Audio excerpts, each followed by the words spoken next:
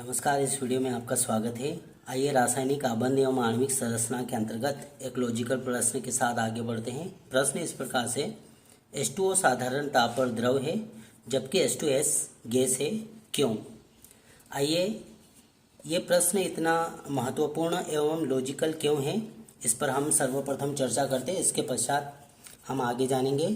तो H2O का द्रव्यमान, H2O के द्रव्यमान पर चर्चा करें। H2O का द्रव्यमान 18 जबकि H2S का द्रव्यमान 34, अर्थात कम द्रव्यमान वाला द्रव अवस्था में जबकि अधिक द्रव्यमान वाला गैस अवस्था में। इसीलिए यह प्रश्न लॉजिकल एवं इम्पोर्टेंट है कि भारी जो है गैसीय अवस्था में और जो हल्का है वह द्रव अवस्था में। आइए इस प्रश्न पर हम चर्चा करते हैं। तो H2O साधारण ताप पर द्रव है जबकि H2S गैस है, क्यों? तो H2O के अणु परस्पर हाइड्रोजन बंधों के द्वारा जुड़कर संगुणित अणु बना लेते हैं, अर्थात बृहद बड़ा अणु बना लेते हैं। इसलिए H2O साधारण ताप पर द्रव होता है, जबकि H2S अर्थात हाइड्रोजन सल्फाइड के अणु स्वतंत्र होते हैं।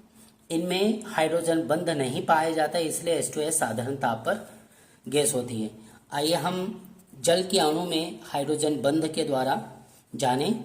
तो ये HOH ये जल का अणु, इसी प्रकार से HOH ये जल का अणु।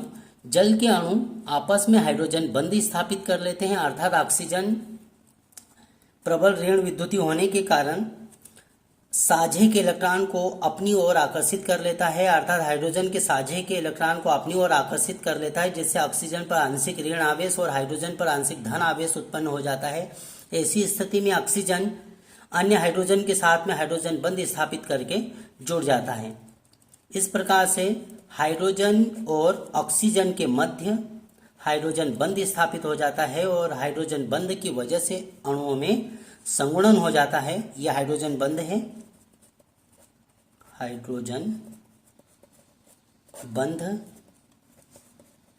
इस हाइड्रोजन बंध की वजह से अणुओं में संगुणन हो जाता है और संगुणन की वजह से H2O, जिसका अभी अभी हमने जाना, H2O का द्रव्यमान 18 अर्थात कम द्रव्यमान वाला द्रव अवस्था में, जबकि H2S का द्रव्यमान 34 होता है, तो अधिक द्रव्यमान वाला गैसीय अवस्था में। क्योंकि H2S अर्थात हाइड्रोजन सल्फाइड में कोई संगुणन नहीं होता है, यह सिंगल अणु होता है, अतः ऐसी स्थिति में गैसीय अवस्था में, जबकि H2O में संगुणन की वजह से यह द्रव अवस्था में पाया जाता है।